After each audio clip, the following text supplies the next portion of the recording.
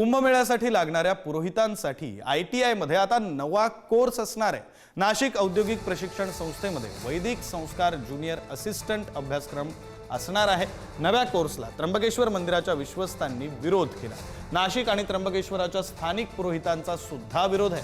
सरकारचा प्रयत्न चुकीचा असल्याची विश्वस्तांची भूमिका आहे। विद्यार्थ्यांना वैदिक संस्कार, मंत्रोच्चार आणि धार्मिक विधींचं प्रशिक्षण दिलं जाण्यासंदर्भातला हा कोर्स आहे। सरकार आधुनिक तंत्र शिक्षणासोबत आध्यात्मिक ज्ञानाचं सुद्धा शिक्षण देणार आहे आणि त्यासाठी म्हणून हा कोर्स असणार।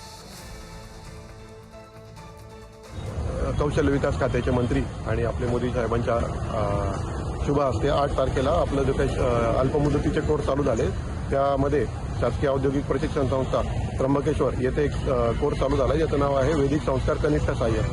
तर संदीपानी युनिव्हर्सिटी उज्जैन यांचा जो सिलेबस आहे त्यामध्ये तो शिकवला जाणार आहे। 250 तासांचा तो व्यवसाय आहे।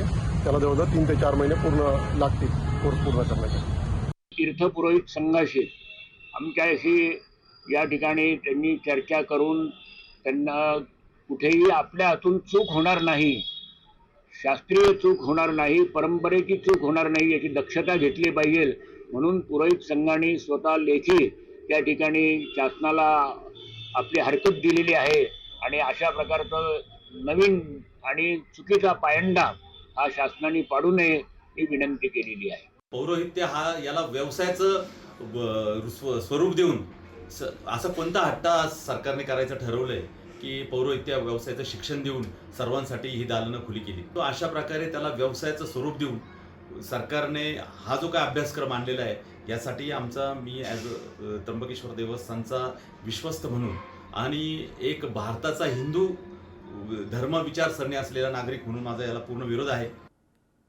भाजप